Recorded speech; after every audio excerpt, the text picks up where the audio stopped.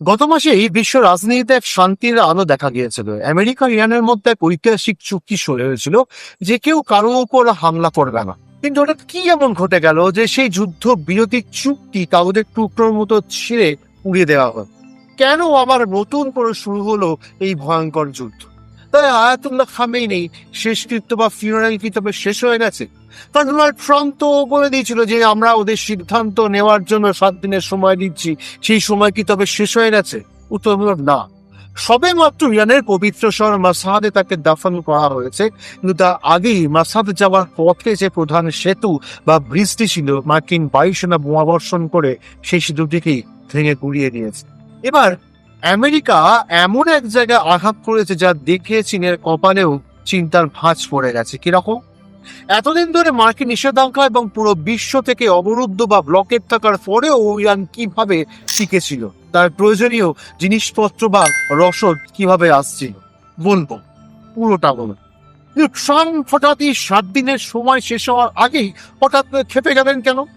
আসলে ট্রাম্প যখন ইরানের রাস্তায় কোটি কোটি মানুষের জনসমুদ্র দেখলেন, যেখানে লাখ লাখ মানুষ রাস্তায় নেমে এসে ডেথ টু আমেরিকা এবং ডেথ টু ইসরায়েল স্লোগান দিচ্ছে এবং ট্রাম্পকে মেরে ফেলার হুমকি দিয়ে বড় বড় পোস্টার লাগিয়েছে, তা দেখেই ট্রাম্পের অহংকারে মস্ত বড় আঘাত লেগেছে। এই কোটি কোটি মানুষের ভিড় দেখে ট্রাম্পের গায়ে এক প্রকার জ্বালা ধরে গেছে, যারা সবাই আমেরিকার শত্রু। আর সেই মেজাজে ট্রাম্প সাফ জানিয়ে দিয়েছেন, এখন আমি এদের আর কোনো সময় দেব না, যুদ্ধ এখনই শুরু হবে। তবে সুতরাং সময় নয়, আরো কারণ আছে, সেগুলোও বলুন। আপনারা কি জানেন এই যুদ্ধ শুরু হওয়ার আসল কারণ কি? বিশ্ব অর্থনীতি আর ভারতের কৌশলগত স্বার্থে কতটা বড় আঘাত লাগতে চলেছে? গত 17 জুন থেকে শুরু করে মাত্র এই কদিনের যুদ্ধবিরতির পর আচমকা কেন এই যুদ্ধ বাঁধিয়ে দেওয়া হলো এবং এর পরিণতি কতটা ভয়ঙ্কর হতে চলেছে? নমস্কার, আমি দীপেন্দু, ইন্টারভিউ চ্যানেলে আপনাদের স্বাগত। আমেরিকা যখন নতুন করে ইরানের উপর বোমাবর্ষণ শুরু করলো, ইরানও কিন্তু এবার হাত গুটিয়ে বসে থাকেনি।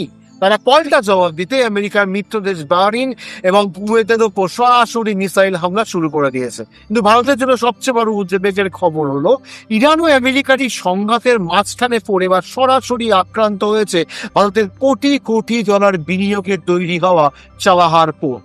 চাবাহার বন্দরে ভারতের যে অত্যন্ত গুরুত্বপূর্ণ ম্যারিটাইম অবজারভেশন ইউনিট ছিল, সেটার উপর মস্ত বড় হামলা চালানো হয়েছে। এর ফলে ভারতের মধ্য এশিয়ায় পৌঁছানোর স্বপ্ন এক ধাক্কায় মস্ত বড় চ্যালেঞ্জের মুখে পড়ে গেল। 17 জুন যখন ইরান আর আমেরিকার মধ্যে যে ভার্সাইয়ের শান্তি চুক্তি হলো, যেখানে পেজেকশন আর ট্রাম্প দুজনেই চুক্তি করে বললেন চলো এখন আর আমরা কোনো যুদ্ধ করবো না, শর্ত ঠিক হলো যে এই দুই দেশ মিলে মিশে থাকবে। দুই দেশই বলল যে এখন আমাদের লড়াই শেষ, দুনিয়ার মানুষ শান্তিতে থাকুক, সারা বিশ্বের সাথে ব্যবসা চলুক, আমেরিকা ইরানকে সব রকম সাহায্য করবে, ইনভেস্টমেন্ট আনবে। এরই পরে ইরান খামেনির 7 দিনের শেষকৃত্য কর্মসূচির আয়োজন করে দুনিয়ার মানুষকে খামেনির ফিউনারাল বা শেষকৃত্যে ইনভাইট করল। এই পুরো যুদ্ধের মাঝে আমেরিকা তাদের সবচেয়ে বড় আর ইম্পর্টেন্ট এজেন্ডাকে একদম স্পষ্ট করে দুনিয়ার সামনে হাইলাইট করে দিয়েছে। তা হলো, দুনিয়ার এই প্রধান বাণিজ্যিক রাস্তার উপর আমরা কোনো প্রভাব পড়তে দেব না। এখন প্রশ্ন হলো, কোন রাস্তার কথা বলা হচ্ছে? রাইট, কথা হচ্ছে বিশ্বের সবচেয়ে সংবেদনশীল সমুদ্রপথ হরমুজ প্রণালী বা স্ট্রেইট অফ হরমুজের। আমেরিকা যেখানে ইরানের সুপ্রিম লিডার খামেনেইয়ের শেষকৃত্যের জন্য 7 দিনের সময় মাত্র বিলিয়েছিল, ইরান কিন্তু সেই শোক পালনের আড়ালে এক ভয়ঙ্কর চাল চলতে শুরু করে দিল। তারা হরমুজ প্রণালী দিয়ে যাওয়া আন্তর্জাতিক বাণিজ্যিক জাহাজগুলোকে সরাসরি নিশানা শুরু করে দিল। মাত্র 24 ঘন্টার ব্যবধানে 6 জুলাই, 7 জুলাই এবং 7 জুলাই সন্ধ্যায় পরপর 3টি মস্ত বড় তেলবাহী জাহাজের উপর হামলা চালানো হলো। আর সবচেয়ে আশ্চর্যের বিষয় কি জানেন? এই জাহাজগুলোর অপরাধ একটাই ছিল, যেগুলো ওমানের জলসীমার কাছ দিয়ে শান্তভাবে যাতায়াত করছে। আর এই একটি ঘটনাতেই পুরো গালফ এরিয়ার সমীকরণ রাতারাতি বদলে গেল।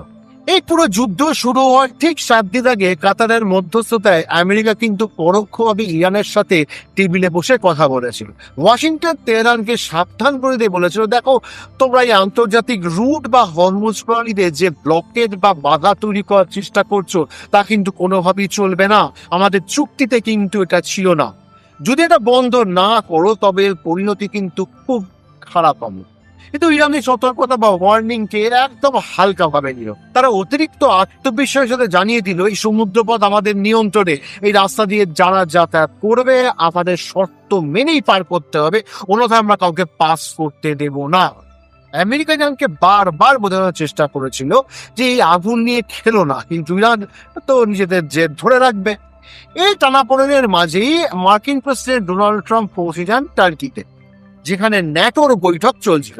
সেখানে উপস্থিত দুনিয়ার তাবর তাবর সাংবাদিকরা যখন ট্রাম্পকে ঘিরে ধরে জিজ্ঞেস করলেন, স্যার মধ্যপ্রাচ্যে কি চলছে, ট্রাম্প তো অত্যন্ত ক্ষুব্ধ মেজাজে জবাব দিলেন, ইরান কোনো কথা মানছে না, আর ইরান যদি না মানে তবে পরিস্থিতি হাতের বাইরে আস্তে আস্তে চলে যাবে। ওরা মাত্র 24 ঘন্টার মধ্যে তিনটি জাহাজ নিশানা করে ফেলেছে, যার মধ্যে একটি কাতার বা আমাদের মিত্র দেশের জাহাজও আছে। ট্রাম্প স্পষ্ট জানিয়ে দিলেন এই ধরনের গুন্ডাগিরি বিশ্বমঞ্চে মেনে নেওয়া হবে না, কারণ আমি গালফ দেশগুলোকে গ্যারান্টি দিয়েছি যে তোমাদের নিরাপত্তার দায়িত্ব আমেরিকা। যদিও ন্যাটো সরাসরি আমার সাথে এই সিরিয়া সঙ্গী বা ইরান ইসরায়েল যুদ্ধে নেই, তা সত্ত্বেও কিন্তু আমাদের এগ্রিমেন্টে স্পষ্ট কথা ছিল যে হরমুজ প্রণালীতে কোনো বাণিজ্যিক জাহাজের উপর হামলা হবে না। কিন্তু ইরান যদি এই হামলা চালাতেই ব্যস্ত থাকে তবে এটা সম্পূর্ণ আনঅ্যাকসেপ্টেবল এবং আমরা এটা হতে দেব না। এর জবাবে ইরান যখন পাল্টা হুঙ্কার দিয়ে বলল, না এটা আমাদের জলসীমা, হামলা করা আমাদের অধিকার, এটা আমরা করবই, এবং পরের 24 ঘন্টায় 7টি জাহাজের উপর আক্রমণ চালিয়ে দিল, তখন ট্রাম্পের ধৈর্যের বাঁধ একেবারে ভেঙে গেল।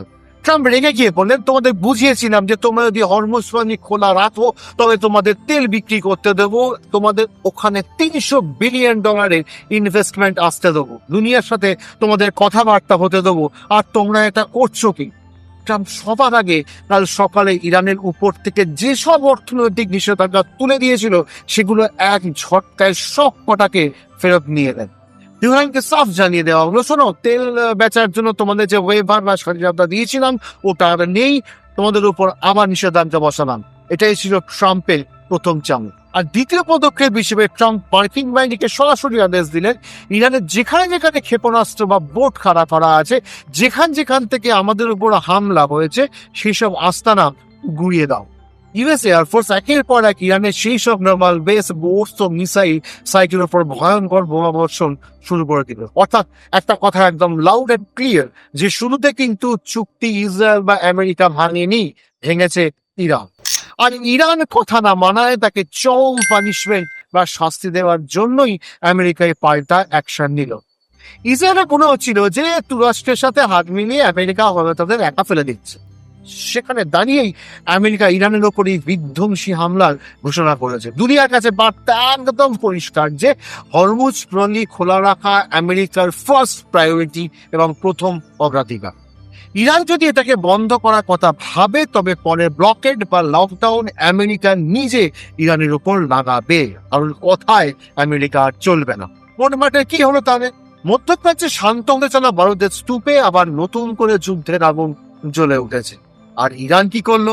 অবভিয়াসলি ইরান তো বদলা নিয়েছে এবং নেবেও। গালিভাব বললেন যে আপনারা 5টি শর্তে লঙ্ঘন করে গেছেন, আপনারা আমাদের হরমুজ প্রণালী নিয়ে যে অ্যাডজাস্টমেন্ট এটাকে ব্রেক করেছেন, আপনারা লাগাতার আমাদের উপর হামলা করেছেন, আমাদের অয়েল নিয়ে যে স্যাংশন বসিয়ে দিয়েছেন সেটা কিন্তু করা উচিত ছিল না, আপনারা সেই সব লোকেদের সাপোর্ট করেছেন যা ইসরায়েল।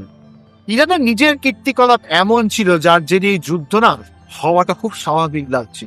কারণ ইরান যেখানে একদিকে নিজের কোটি কোটি মানুষের ভিড়ে আমেরিকাকে রোজ রোজ ধমকি দিচ্ছিল আর খামেনেই শেষকৃত্যের জয়ের রূপ হিসেবে বেশি দেখাচ্ছিল, অথচ মুস্তাফা খামেনি কিন্তু বাইরে বার করে আনেনি ভয় যে ইসরায়েল ওদের মেরে দেবে।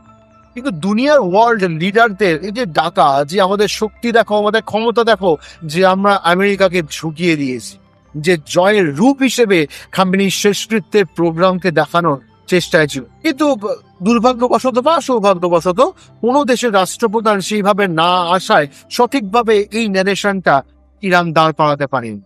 এরপর ইরান কি করলো? ইরানের বদলে কুয়েতার বাহরিনের উপর হামলা করে দিল এবং ওদের সাইরেন বাজতে থাকলো।